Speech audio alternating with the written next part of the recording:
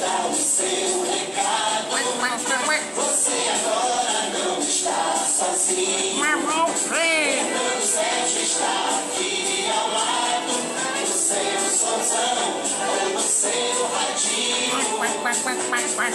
E você está amando. Conte agora com Fernando.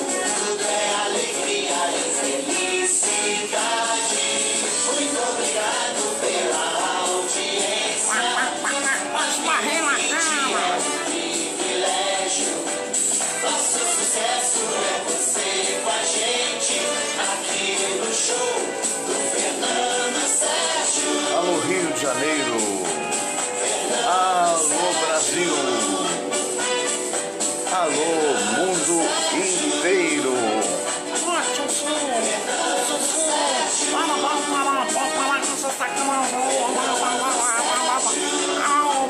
Alô, todos vocês, estamos muito obrigados, Cecil. Bom programa para você. Esse pato. Alô vocês, um grande abraço a todos vocês. Estamos começando mais um programa, né? E o programa do dia de hoje pede que a gente fale sobre a desclassificação do Flamengo da Libertadores da América ontem no Maracanã, né? É um negócio impressionante porque, afinal de contas, ninguém esperava por isso, né? O Flamengo foi lá na Argentina e empatou com o Racing por 1-1.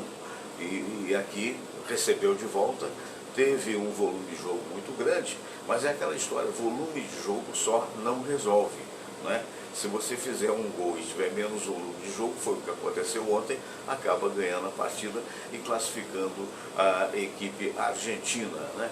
Mostrando claramente que desde a saída do JJ, do Jorge Jesus, o Flamengo, na verdade, não se achou com o espanhol, que já dançou, e até aqui não conseguiu se achar com o Rogério Ceni, né, que fez duas substituições realmente absurdas. Como é que vai tirar os dois melhores jogadores, não é, do campo e realmente aqueles que armam a jogada, até para quem é centroavante. Então há uma comoção, principalmente por parte dos rubro-negros. Minha mulher é rubro-negra, eu não sou vascaíno, mas de qualquer maneira sou um amante do futebol. E, obviamente, um elenco caro do jeito que o Flamengo está e o prejuízo que tomou. Porque, da mesma forma, quando foi desclassificado na Copa do Brasil, hoje desclassificado da Libertadores, deixou de ganhar uma bela soma que ganharia com o jogo de ontem e também os jogos subsequentes. Por causa disso, o Rogério Ceni deu uma entrevista, né, que nós vamos colocar parte aqui, tentando explicar o que para alguns é inexplicável. Não sei, meu amigo Marco Silva, lá dos Estados Unidos, grande rubro-negro, né, disse que, olha, realmente não mereceu, não sei se não mereceu. O fato é que não teve quem botasse a bola para dentro. Então vamos ver o que o Rogério Ceni disse ontem após o jogo, né? Vamos lá, hoje para mudar isso aqui, ó, tá uma beleza. Vamos lá. Ação para o restante da temporada e como resgatar a confiança dos jogadores e da torcida. O preço é gigantesco. Os Libertadores têm um significado, o maior significado dos campeonatos que nós jogamos aqui na América do Sul. Então, assim, não há como mensurar o tamanho, prejuízo, não só prejuízo financeiro, mas prejuízo de confiança, o que pode afetar para o dia a dia. E nós temos aqui que continuar firme, trabalhando, tentando fazer com que a equipe produza mais para buscar o título que falta, o título brasileiro. Impressionado no carro, cara, eu sou muito feliz de ter conhecido um grupo de trabalho como esse. Eu trabalhei nos últimos 2 times que eu trabalhei com gente do mais alto nível e mais alta qualidade. Eu sei da entrega de todos eles diário e sei da minha dedicação. Nos últimos 21 dias, aliás, hoje faz 21 dias que eu estou aqui, do que eu trabalhei das 12, 14 horas por dia, dormindo a maioria dos dias no CT, tentando fazer, pensar e realizar treinamentos para que esse time melhore cada vez mais a sua intensidade. Pois é, e daí vem um monte de falas que, evidentemente, você pode, inclusive, também descobrir na internet. Mas é aquela história, né? Toda homenagem ao Rogério Ceni pela trajetória magnífica que ele teve no São Paulo como goleiro. Mas eu confesso, se você conhecer, por favor, deixe seu comentário aí. Eu não conheço nenhum ou não me lembro, talvez, pode acontecer isso, técnico que tenha sido goleiro e que tenha sido extremamente bem sucedido sendo técnico de futebol. E por que eu digo isso? Olha, amadoristicamente falando, ao longo da minha juventude eu joguei bola, né? Joguei tanto futebol quanto futsal e tal, então alguma coisa, e muito mais como fã do que como praticamente uma pessoa, um grande entendedor do assunto, a gente conhece. Então a gente sabe que no gol a visão é outra completamente diferente. O goleiro tem mais a que defender, mas ele é um goleiro excepcional, é o goleiro que mais vezes brilhou, né? Jogou, brilhou e também falhou eventualmente com a camisa do São Paulo. E essa é a pergunta, quer dizer, o que se questiona aqui agora, diz que ontem no final do jogo, uma pequena torcida, não foi muita, a televisão mostrou e tal, mas a torcida foi dizer que acabou o amor, agora vai ser um inferno. Isso é torcedor fanático que não deve ser levado em consideração, né? Mas de qualquer maneira é muito preocupante, porque me parece de forma clara que o Flamengo se perdeu após a saída do Jorge Jesus, né? Porque qualquer um acharia, e eu também acharia, caso fosse flamenguista, que o cara que ganha quase tudo, né? Só perdeu a Copa do Brasil e ainda ganhou um vice-mundial, e tendo renovado o contrato, jamais deixaria. Isso o time do Flamengo. No entanto, na primeira oferta que apareceu, ele voltou correndinho para Portugal. Muita gente diz assim, não, o cara foi porque tinha uma moça aqui, não sei, falou-se isso na imprensa, ou foi porque a família chamou, não importa o porquê, a verdade é que foi. E quer dizer que se estava à vontade aqui, vai ficar muito mais à vontade na terra que é dele. E o pessoal não esperava isso. Há uma cena que eu me lembro, que todos nós admirávamos o patamar realmente que o Jorge Jesus botou aquele time do ano passado, não é? Com os mesmos jogadores, um ou outro só que saiu e tal. Então eu me lembro que na despedida ele estava meio apático, ele, Jorge Jesus, e ele acabou sendo abraçado, sendo acarinhado, sendo até beijado por determinados jogadores, né? Então aquela história, quer dizer, então ver o que está acontecendo no Internacional, a mesma coisa, né? O técnico argentino se mandou por uma melhor oferta, e o time se perdeu, e o time está aí, ó, tentando voltar àquela campanha que o deixou em primeiro lugar. E muito provavelmente, eu digo mais para vocês sabem que o assodamento, a pressa, a falta de organização do Vasco pode ter colaborado para essa situação dramática que o Vasco vive. Por quê? Porque o Ramon, de início, fez um bom trabalho. Vocês se lembram, nas primeiras 7 ou 8 rodadas, se não me falha a lembrança, o Vasco estava em primeiro e até em segundo ou terceiro, não importa, e até ao cair foi para o 4º lugar. Mas do 4º lugar para ser o primeiro da zona de rebaixamento é uma queda livre. Agora, por quê? Porque no primeiro insucesso cortaram o Ramon. Aí já vai mudar toda a filosofia, muda de técnico e essa coisa toda. Agora vem o português, o Sapinto, né? Dizem, e eu sei que foi, porque eu não o vi jogar, mas vi certos vídeos que estão aí para quem quiser ver na internet, ele foi da seleção e tal, e eventualmente pode ser um bom jogador. Mas com essa situação que está no Vasco, hoje de eleição, ninguém sabe quem é o presidente, se a primeira foi validada ou não, vai ser validada, dia 17, desembargadores, 3 vão examinar para saber qual das 2 eleições é que vai falar quem é o presidente, ou se anula as 2 e faz uma terceira. Quer dizer, uma bagunça generalizada, né? Então, infelizmente, esse é um momento que o único time carioca que está salvando é o time do Fluminense, não é? Que tem uma certa estabilidade, me parece que tem um bom presidente, né? Não o conheço pessoalmente, está tendo bons resultados, está entre aqueles que poderão chegar, quem sabe, aos 4 primeiros, né? Então é aquela história. Agora, no caso do Flamengo, não. O Rogério Ceni dizendo aí que ficou muito feliz, né, de encontrar um grupo desse, qualquer um estaria feliz pela qualidade dos jogadores. Só que isso representa um investimento muito grande. E quem pensa que o Flamengo, por exemplo, está nadando em dinheiro, não está. Na verdade, o Flamengo, através, desde a época do Bandeira e na sequência agora do atual presidente, deu sequência ao quê? A uma partilha da dívida, né? A palavra não é essa não, uma divisão daquilo que devia, está pagando mensalmente. E fez contratações muito grandes. Uma delas que está sendo questionada agora é a do Vitinho. Porque o Flamengo gastou não sei quantos milhões, 70 e tantos milhões, para poder trazer o rapaz perde gol.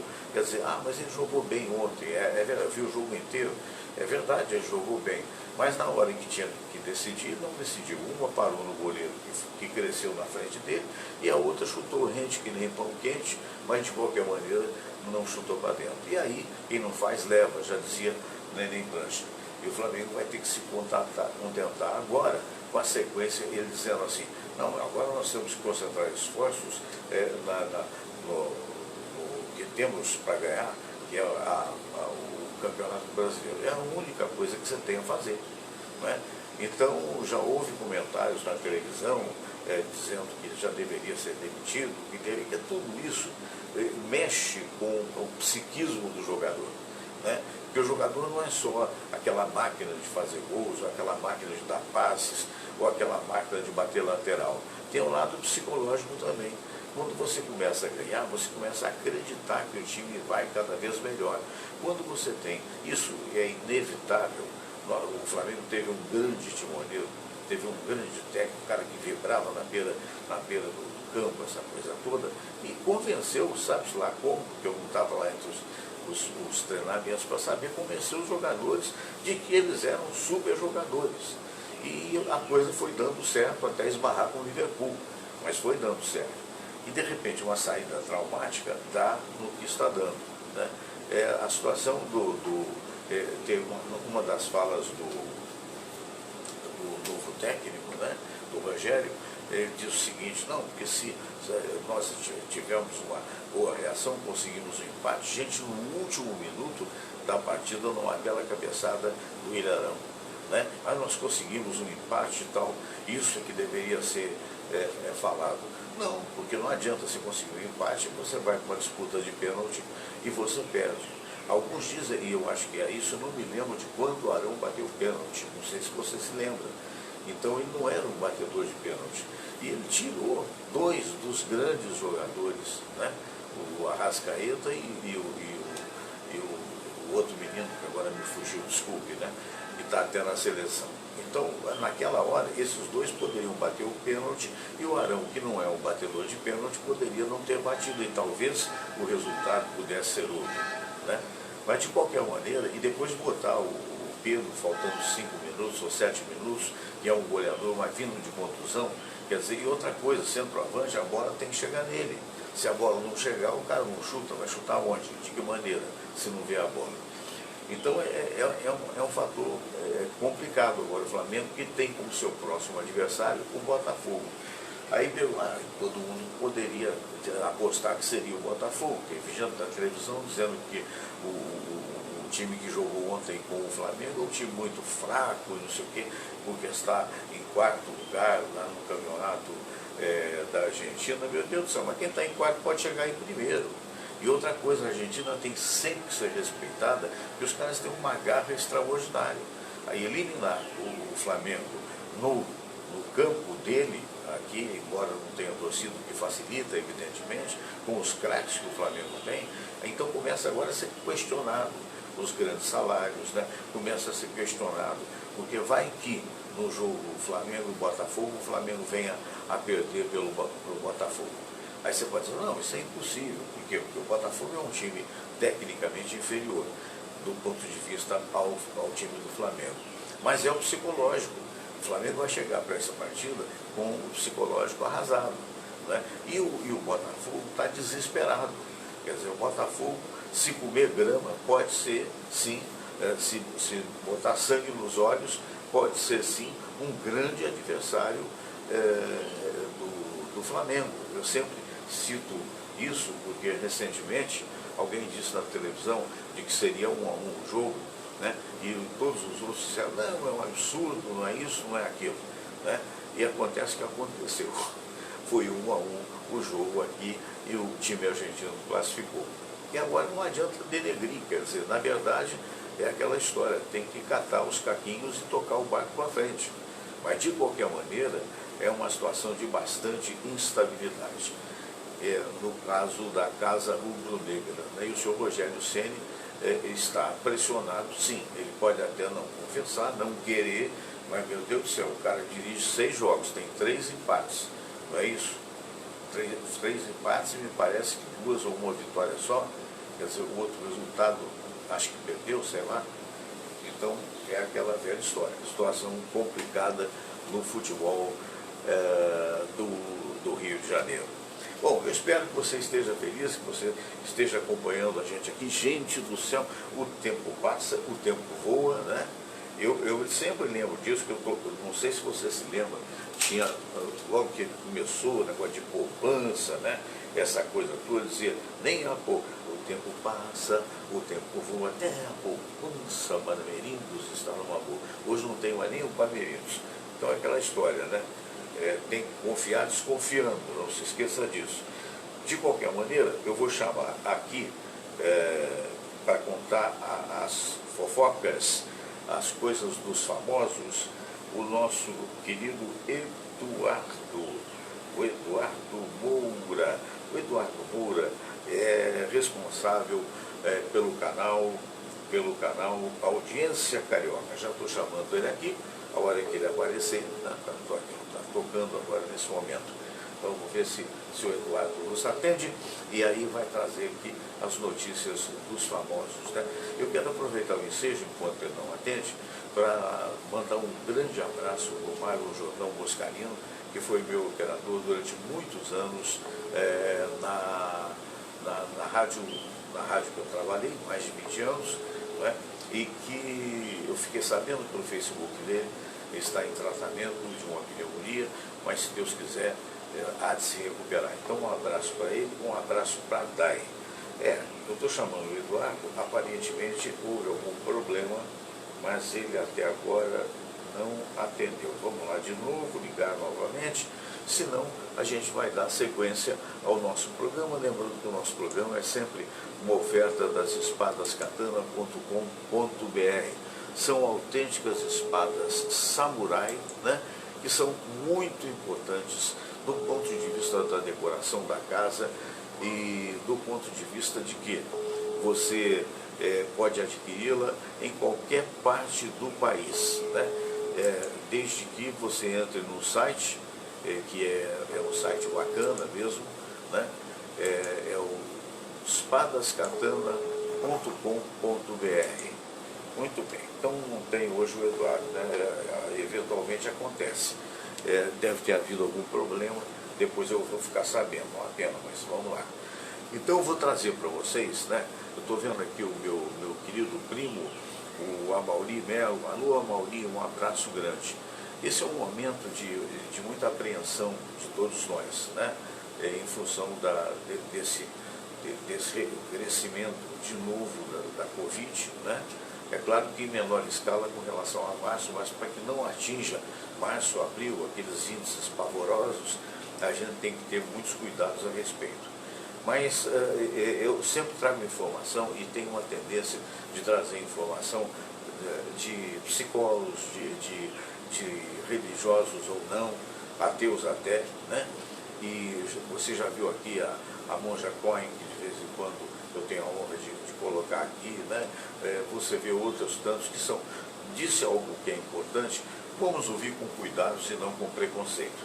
Muito bem, eu trouxe para vocês aqui um dos maiores, o maior palestrante kardecista que eu conheço, que é o Divaldo Franco, e ele pretende revelar quem são aqueles que a pandemia veio buscar.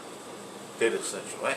Então vamos ver, já está aqui o vídeo, deixa eu só colocar para você, e vamos prestar bastante atenção nisso. Depois, em termos futuros, né, vamos conferir para ver se é isso mesmo, né? Deixa eu só aumentar aqui a tela, vai ficar bem à vontade. Então vamos ouvir essa figura fantástica, que é o palestrante e médium Divaldo Franco. Vamos nós. Qual foi o seu sorriso de carinho? Essa pergunta temos que fazer, sem medo, porque a nossa existência terrestre tem uma finalidade. A finalidade de redimir o mundo das suas mazelas, que foram colocadas pelas imperfeições do nosso processo evolutivo. A Terra é ainda um planeta em ebulição.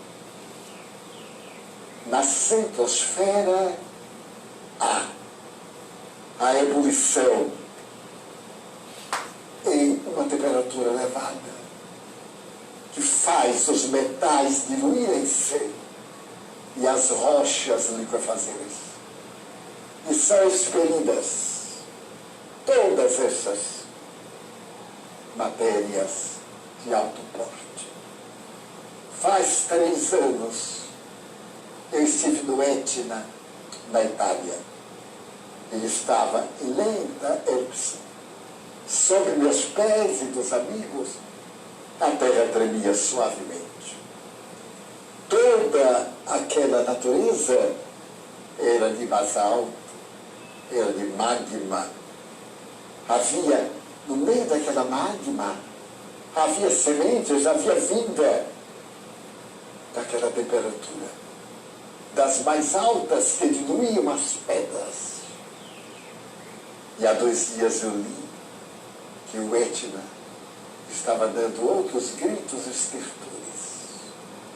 para melhorar a Terra naturalmente, tornar o planeta mais frio, fazer que o seu eixo adquira verticalidade, para que haja uma harmonia em todo o planeta, como diz a doutrina espírita, nessa grande transformação que está havendo. Toda transformação produz um caos. Tente arrumar a sua estante de livros. É o caos. Arrume a gaveta onde você guarda notas. Eu vou guardar isso para um dia. Eu vou guardar este pedaço de jornal. Tente. É um caos maravilhoso. Dentro desse caos, meu Deus, eu já não me lembrava dessa nota. Olha onde estava aquilo que eu havia suposto que estava perdido. Então, o que nos parece caos é uma nova ordem.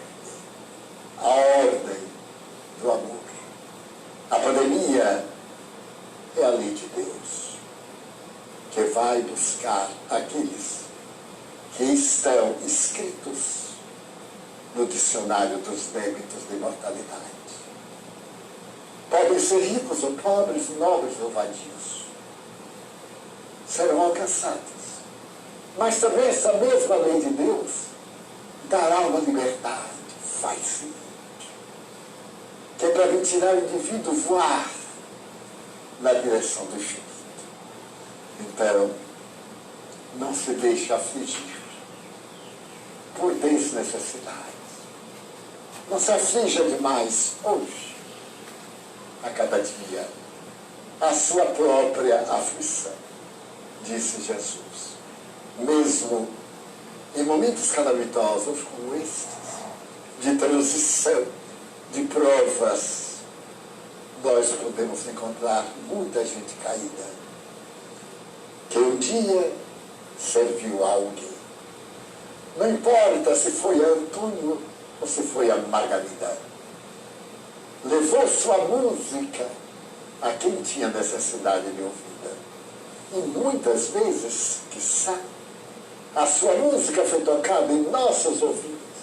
Uma palavra gentil, um verbete de animação, um sorriso, nos deu estímulo. Uma senhora esteve em nossa casa, estava trêmula, com uma criança na mão e um pedaço de papel.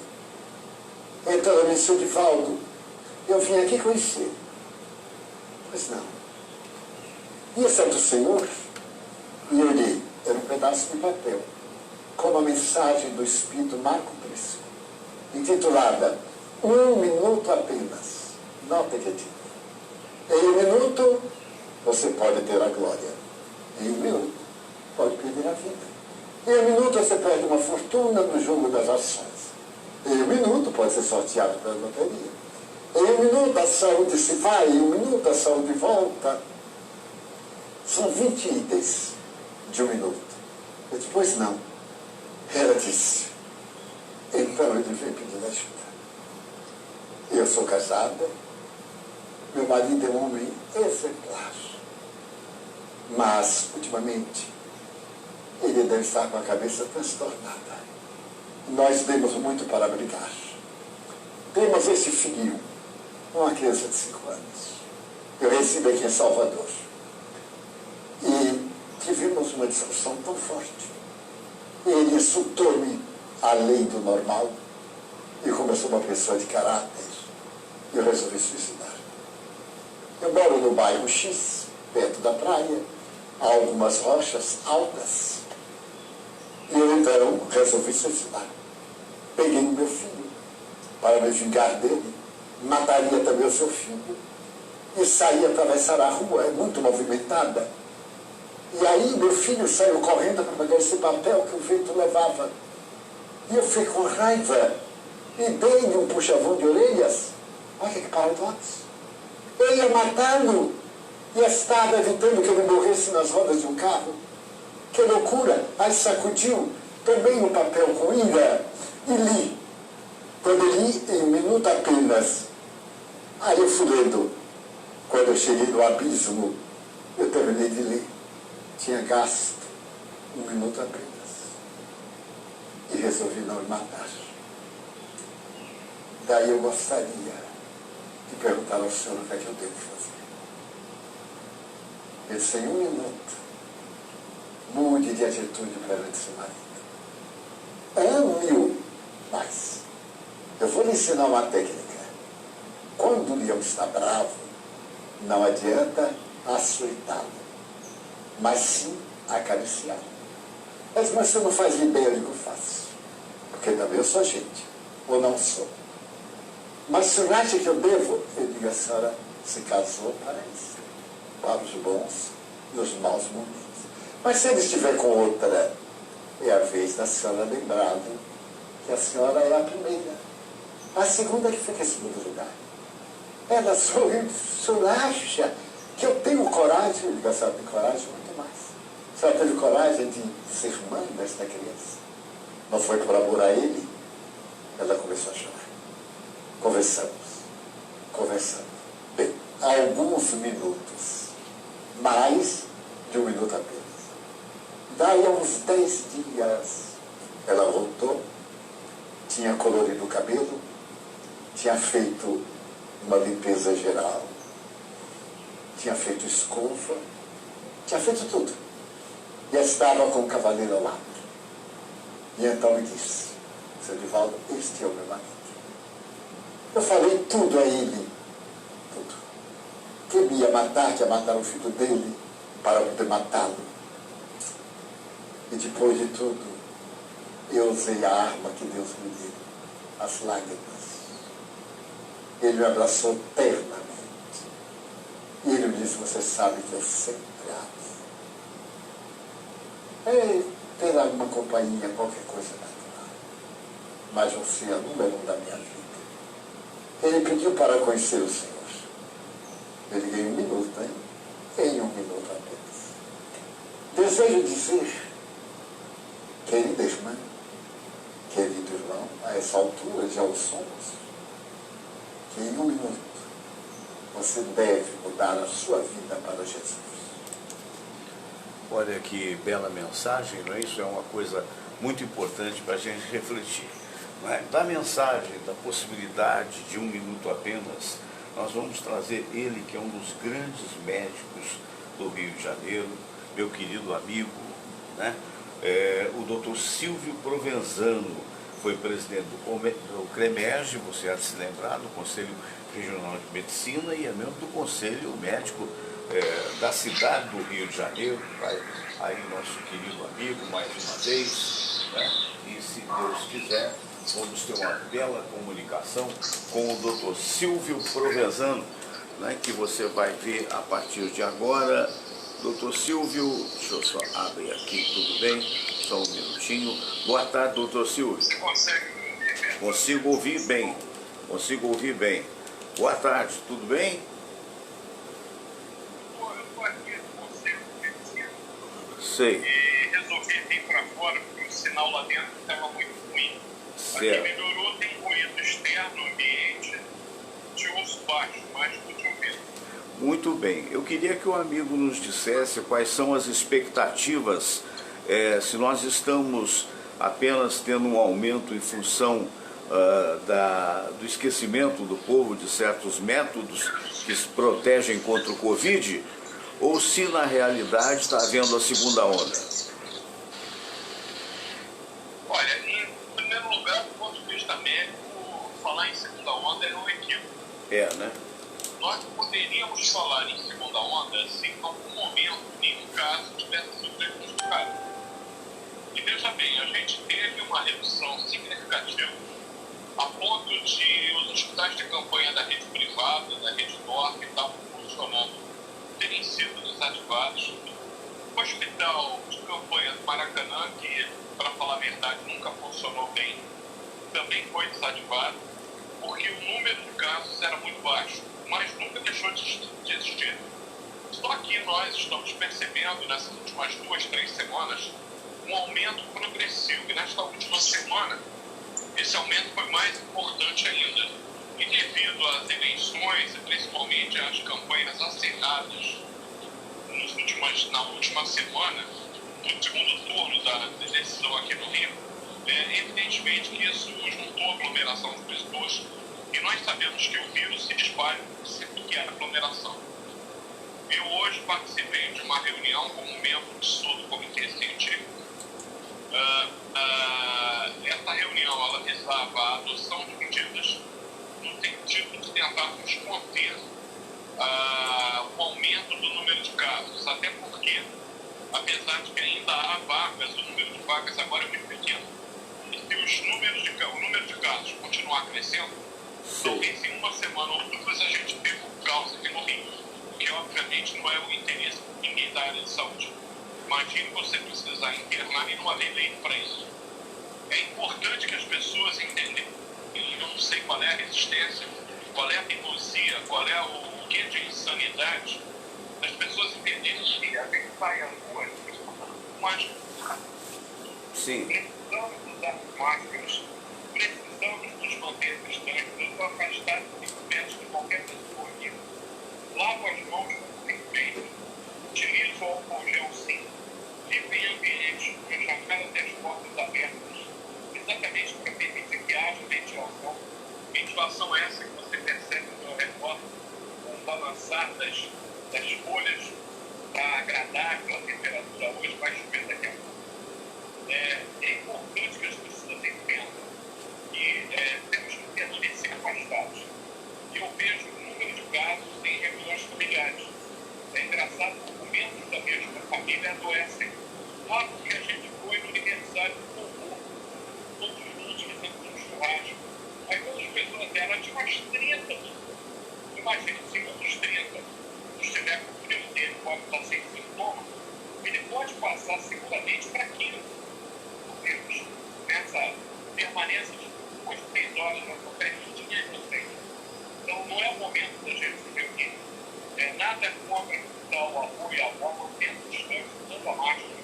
Não é hora de abraçar, beijar. A gente tem que ter essa responsabilidade. É o indivíduo que tem que ser responsável perante a sociedade na qual ele está inserido. A gente tem que ter esse respeito ao próximo. A gente não pode se misturar. Então, algumas medidas vão ser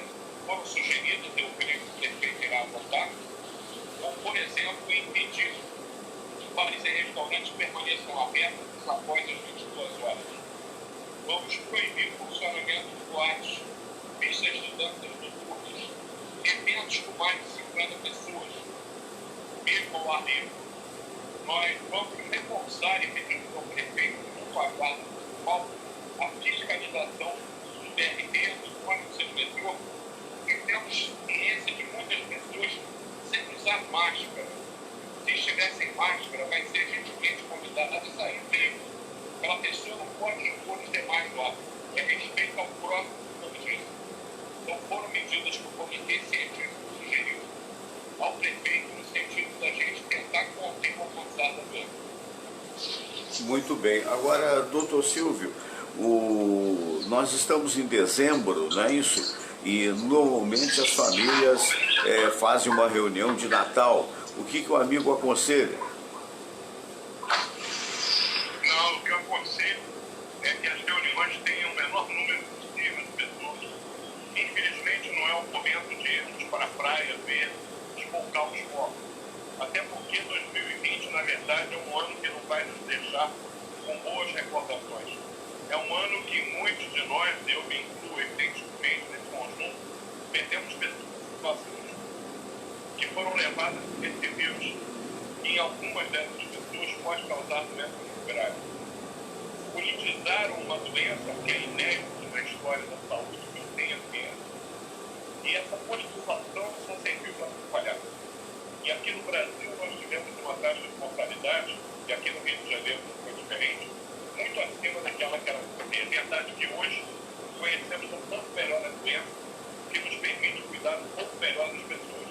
Mas nem isso é segurança que, ao adoecer, a medicina vai ter condições de preservar a sua vida. Então, o importante é evite ficar doente.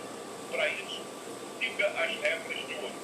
Mantenha-se afastado, use máscara, lave frequentemente as mãos, sempre que possível, aplique álcool gel nas mãos, evite tocar com a ponta dos dedos em seus compostos, da boca, do nariz, dos olhos. E fique em lugares abertos e ventilados. Não é hora de festejar Natal e Réveillon com aquelas festanças de família.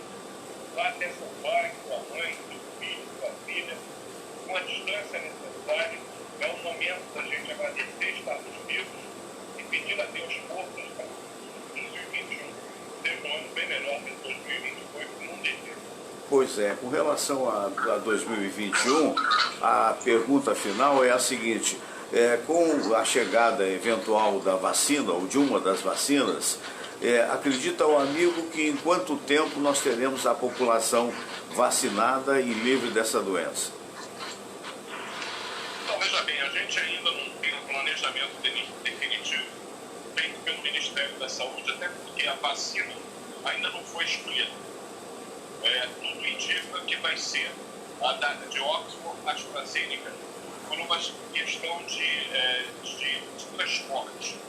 A vacina da Pfizer, a norte-americana, ela requer que ela seja acondicionada a menos 70 graus centígrados. Veja bem, é gelo. E isso cria uma barreira muito grande para a gente poder preservar essa vacina em condições de utilização para a população e podermos aplicá-la num grande grupo de pessoas. Já a vacina de Oxford AstraZeneca, eu estive hoje com a coordenadora da pesquisa aqui no Rio de Janeiro dessa vacina, a doutora Ana Maria Miquel, e está praticamente concluído os estudos e os documentos já estão sendo enviados para a Agência Nacional de Vigilância Sanitária para conseguir a liberação da aplicação dessa vacina.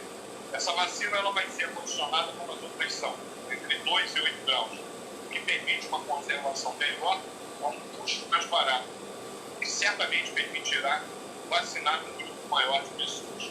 Enquanto médico, eu espero que indivíduos que pertençam ao grupo de risco, chamados grupos de risco, são exatamente aqueles que, ao se infectarem, podem desenvolver a forma mais grave da Covid-19, indivíduos com comorbidades acima de 60 anos de idade, profissionais de determinadas áreas específicas, que por uma questão da sua atividade laboral, eles ficam mais expostos aos vírus, como nós da área de saúde, o pessoal da área de segurança pública, professores.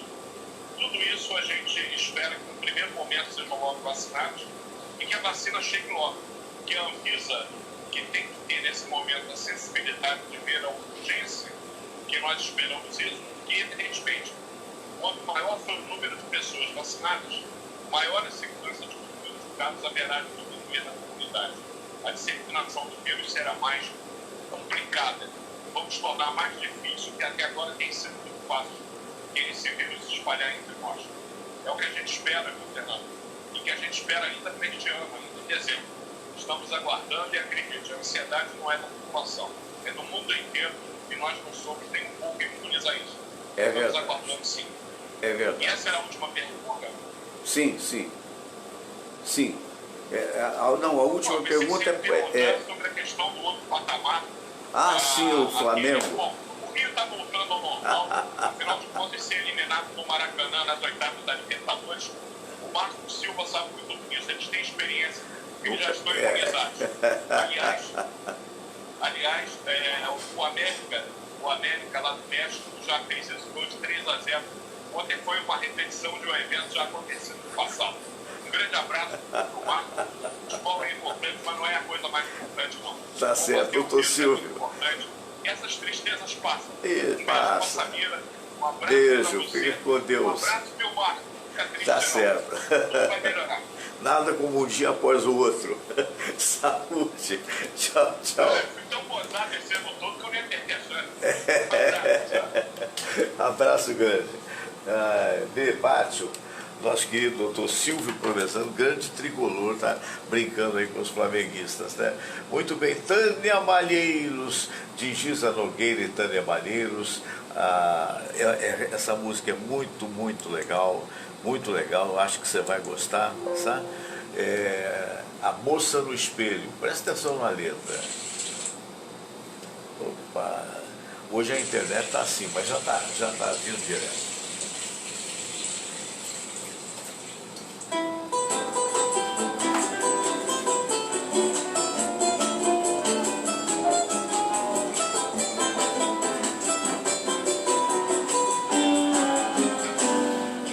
Moça no espelho, sorriso acanhado e tristeza no olhar.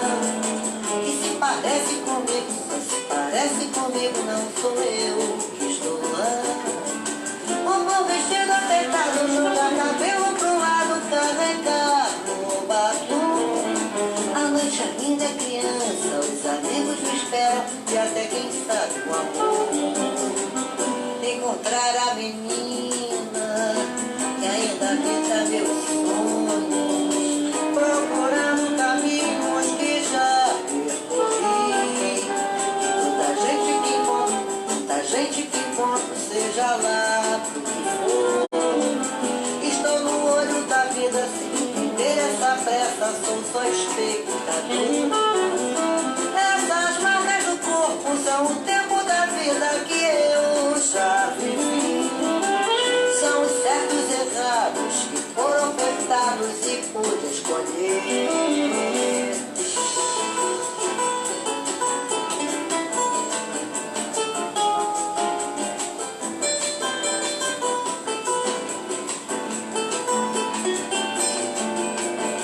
Estou de volta ao espelho com um sorriso encantado de quem sabe o que quer. E na imagem do espelho essa menina, essa moça, mulher.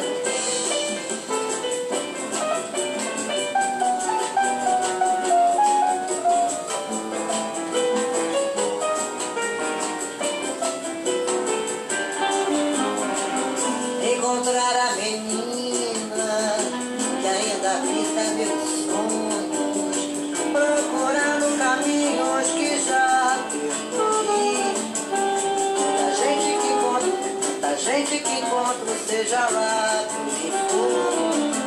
Estou no olho da vida sem ter essa pressa, sou só espectador. Essas marcas do corpo são o tempo da vida que eu já vivi. São os certos e errados que foram ofertados e pude escolher.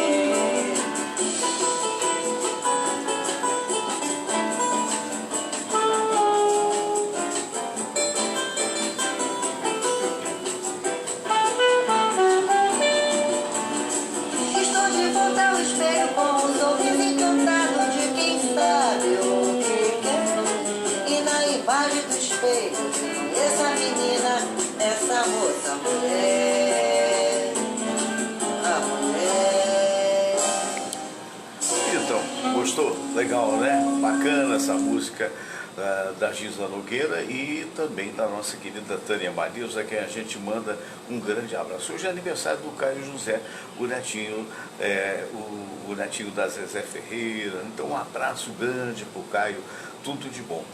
Daqui a pouco, eu vou trazer para vocês aí, olha, digamos, logo após aquele minuto de oração que a gente tem, né, que a gente sempre coloca no programa, eu vou conversar com as pessoas, com os queridos amigos que estão aqui mandando recados, né?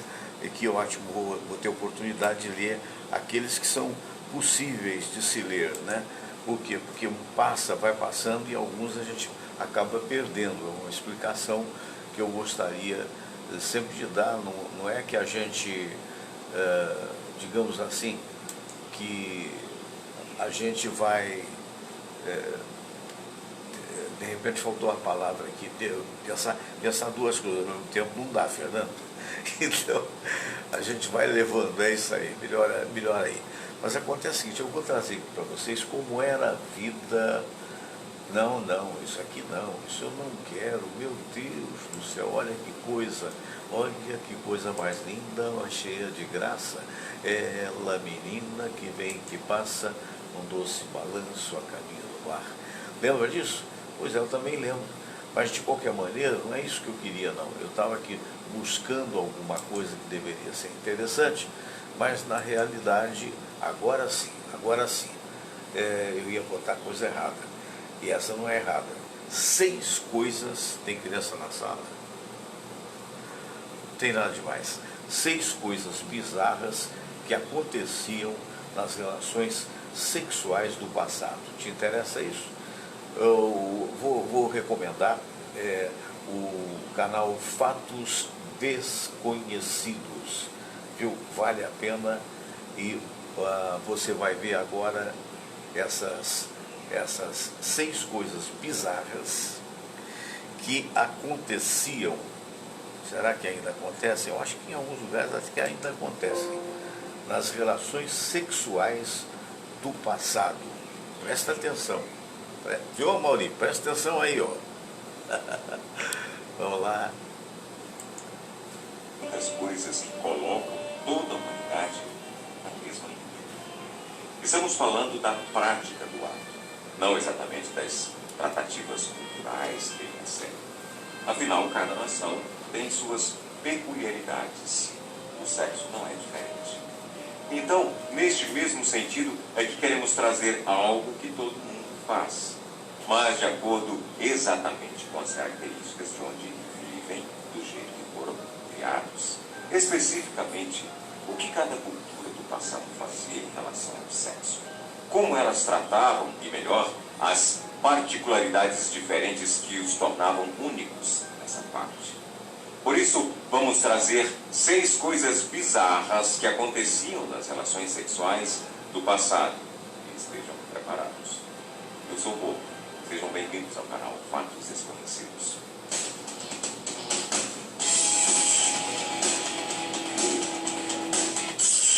Número 1. Esposa emprestada. Em sociedades árabes antigas, havia um hábito meio incomum entre casais. Incomum para nós ocidentais, no caso. Mas é o seguinte, um homem poderia emprestar sua esposa com o intuito de que ela engravidasse de um outro homem para que a linhagem da família fosse melhorada. Explicando melhor. Eles eram de famílias de uma casta mais baixa e acreditavam que se emprestassem suas esposas a homens de famílias mais nobres, poderiam levar o nome da família. Você é cristão e está sofrendo com pressão alta? Então não pula esse vídeo, porque vou ler um trecho da Bíblia Sagrada que cita um remédio natural para quem sofre de pressão alta. Meu nome é Dr. Rafael, sou médico, trabalho com ciência, mas também creio em Deus. Pois bem, brevemente o Dr. Rafael vai estar aqui também. Mais alto de linhagem, isto é, poderiam ascender a uma casta mais alta na sociedade daquela época. Elas ficavam lá até engravidar. Isso poderia durar dias, semanas, meses, o tempo até que a esposa engravidasse. Durante esse tempo, o marido tinha que ficar em estado completo de puritanismo. Não poderia nem desejar outra mulher, muito menos cortejar ou chegar lá às vias de fato. Quando a mulher voltar e ter um filho, ele seria considerado do marido e não do pai biológico em questão. Você consegue imaginar que nos dias de hoje alguma cultura deixaria seus membros fazerem isso? Número 2. Europa. A Idade Média é cercada por fatos estranhos. Lavar o seu rosto era um luxo que as pessoas faziam com urina. Isso mesmo, xixi em sua carinha logo pela manhã. Mas não para por aí. As roupas, em pouca quantidade, eram lavadas cerca de 2 vezes por ano. E, novamente, com urina em uma mistura com soda cáustica. Parece até que eles não ligavam para muita coisa, certo? Haja visto essa completa demonstração de nojeira, mas não é bem assim. Apesar de bem discutível a abordagem sobre a higiene, os personagens dessa época eram demasiadamente puritanos. Eram intransigentes com o modo de agir em público das pessoas, suas ações, por exemplo. Tudo era bem vigiado. E aí que entra o sexo nessa história. A igreja, muito poderosa naquela época, instruía os seus servos à prática do coito em apenas uma posição. Papai e mamãe alegavam que era a mais digna forma de fazer isso, já que a mulher... E aí, pessoal? Olha esse carro que eu comprei depois de só um mês negociando com Expert Options. Quer saber como foi? Vem cá que eu vou mostrar para vocês. Se entregava diretamente ao homem. E, para não serem condenados ao inferno, seus servos entravam na onda. Do outro lado da lista, no lugar mais baixo do pódio das posições sexuais mais hereges, está conhecida na época como coitus a perco. Isto é, o homem por trás da mulher, enquanto ela está disposta sobre seus 4 membros. Sim, era uma desonra aos ideais da igreja transar nesta exata posição. Número 3. Vibrador milenar. Não é novidade que as pessoas incrementam suas vidas sexuais de diversas maneiras. Adereços, chicotes, fantasias. A diversão e a satisfação é o que vale nesses casos.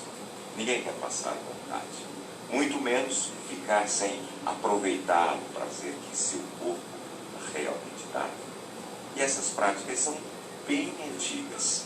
Acredite, o vibrador é um dos elementos mais usados quando o assunto é sexo. É tão antigo que há provas da existência dele que se data de 26 mil anos atrás. Pasme.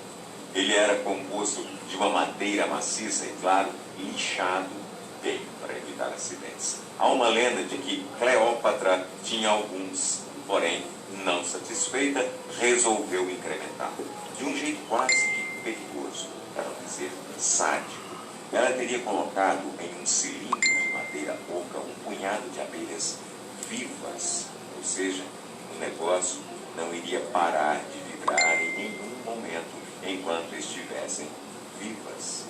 Gregos e romanos também tinham suas versões do instrumento. Alguns deles colocavam um pedaço de couro fino para que ele se assemelhasse um pouco mais à textura de um órgão humano. Os gregos iam além. Eles faziam um pão cozido em formato fálico para usufruí-los em momentos de ócio e solidão. Número 4. Taoístas. Os asiáticos são regidos Desculpa, por gente, diversas desculpa, religiões. que pena, Hinduísmo, que pena. budismo, Olha só o que sikhismo, aconteceu aqui, meus o que amigos realmente queridos. E agora dançamos. Agora o bem-estar dançamos. pessoal, para que isso seja vascularizado às pessoas. Aconteceu coisas do programa ao vivo. Mas, mais especificamente, existe uma espécie de religião chamada taoísmo, que é a que despertava experimentalmente. Exatamente. Mas,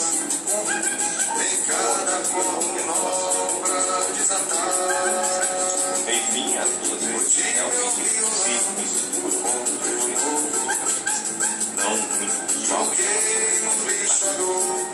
Pensar com alguns se perguntarem que a parte do corpo poderia ser destruída se houvesse um descarrego frequente. Isso é, o sêmen, ao sair do corpo, carregaria uma boa parte desta energia vital. Caso fosse frequente esse desperdício, a morte poderia ocorrer. Então, por conta desta hoje crença, bagunçou o coreto. Eu peço desculpas para vocês, afinal de contas, que para evitar a perda loucura, da né? força motriz, Vamos ver se ele pega um restinho. havia a prática do coito, mas em diversas vezes sem chegar às vias de fato, ou seja, ao orgasmo. Vocês entenderam, né? Havia, entretanto, Realmente, me perdoe, quando eu fui apresentar esse vídeo para vocês, não havia essas interrupções. Então, uma coisa que eventualmente os técnicos vão ter que me explicar direitinho.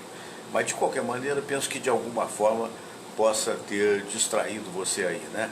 É complicado isso, né? Ó, agora continua dando interferência. Fazer o quê, né? No ar não tem jeito, é mais ou menos assim mesmo que acontece e eventualmente acaba prejudicando esse finalzinho de programa. Espero que vocês me perdoem, me desculpa, né? Foi involuntário, mas aconteceu. Vamos ao momento da oração. Depois vamos todos rezar a prece de Cáritas e depois a oração ecumênica que um dia Jesus nos ensinou.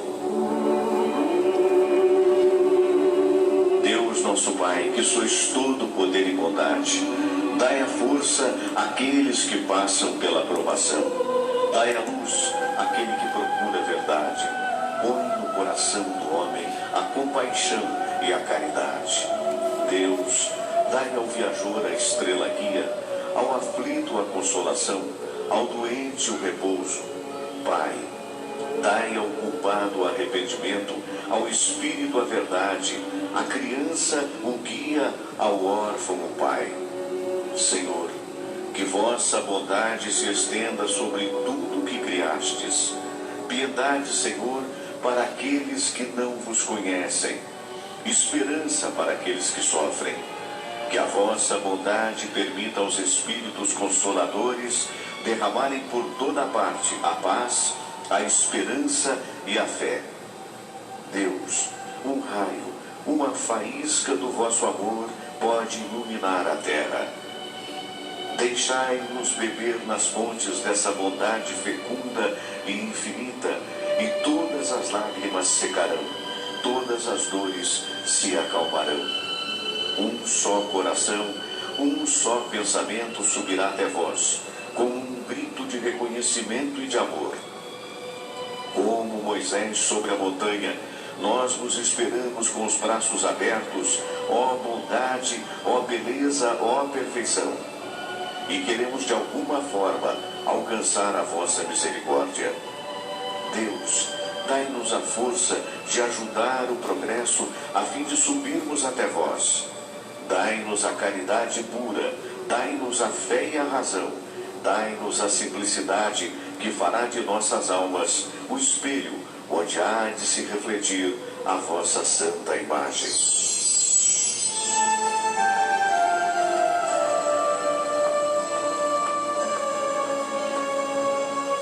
Pai nosso que estais nos céus, santificado seja o vosso nome. Venha a nós o vosso reino. Seja feita a vossa vontade, assim na terra como no céu. O pão nosso de cada dia nos dai hoje. Perdoai, Senhor, as nossas ofensas, assim como nós perdoamos aqueles que nos ofenderam. E não nos deixeis cair em tentação, mas livrai-nos de todo mal, porque teu é o poder e tua é a glória, por todo sempre. Amém. Pois é, e aí chegamos àquele momento em que nós vamos trazer aqui os recadinhos, né, dos nossos amigos. O Amaury Melo, meu primo querido, né, dizendo, primo, bom, agradável passar a tarde com todos. Que bom, querido. O Luiz Henrique Oliveira, boa tarde, Fernando Sérgio, direto de São Paulo na escuta, Flamengo eliminado, como estará o nosso amigo Marco Silva com uma tremenda dor de cabeça? Fazer o quê? Minha mulher também, que é flamenguista, né? Todos os flamenguistas, minha nora, mas os meus filhos não, são vascaínos. Luiz, então, coitado, também estamos com dor de cabeça brava depois daquele 4-1, né? Nem lembrar. Jane Mary está assistindo a gente. Alô, Jane. Tem mais aqui também. O Luiz estava dizendo, o Rogério Ceni conseguiu, em menos de um mês, 2 eliminações no Flamengo. Copa do Brasil e Libertadores. Se o Rogério conseguir uma terceira eliminação, já poderá pedir música no Fantástico. É verdade, é verdade. E se perder para o Botafogo, aí eu acho que ele dança, sabe? A Jane Mary dizendo que o Flamengo é surpreendente, é realmente em todos os sentidos, né? Elvira Araújo assistindo, né? Alô, Elvira. A Leila Fortunato, obrigado, Leila. A Mara de Rouxi, abração, Mara. Luiz Henrique, Fortaleza deve estar rindo dele até agora, assim, é verdade, do Rogério, né? Esses caras ficam hipnotizados pelo grande clube, às vezes estão num trabalho bonito, largam para de repente achar que pode e realmente está difícil, né? A Mara de Rouxi, boa tarde, meu amigo Fernando Sérgio Neto Pinto e seus seguidores. Obrigado, Mara. Grande cantora ela. Alex Nights, Adilson Furgieri Tatu, sempre muito gentil de São Manuel. Imagine me chamando Pelé do rádio. Quem sou eu? Abraço grande, querido. Agostinho Reis, doutor Silvio Provenzano, Jean Carlos está assistindo a gente, o Sérgio Solon Santos, que na sexta-feira estará comigo aqui com a sua coluna Mídia de Verdade, né? Comentando as coisas dos famosos e tal. Denise Guzmán Silva, alô Denise, um abraço, ela, boa tarde, cheguei, fui cortar o cabelo, espero que tenha corrido tudo bem. Sônia Guzmán, lá da Espanha, olá pessoal, olá Sônia, um abraço para você. O Luiz Henrique também, aqui a música na metade do vídeo foi para relaxar, Fernando. Tá desculpado, meu amigo. Pois deu uma louca aí no computador, entrou um vídeo com outro vídeo e tal. Eu espero realmente que me desculpem, mas não é comum, mas acontece. A Denise, olá Sônia, depois vou falar com você pelo Zap. Legal. A Denise também, vou sair, vou comprar umas coisas das gatas. Muito bem. E o Ivan de Silva Santos, boa tarde, estou ligado desde Pati do Alferes, a bela cidade aqui pertinho, né, na Serra, Pati do Alferes. Olha, a todos vocês, meu muito obrigado, fiquem com Deus. Amanhã às 4 da tarde estaremos de volta aqui, se Deus quiser. Namastê.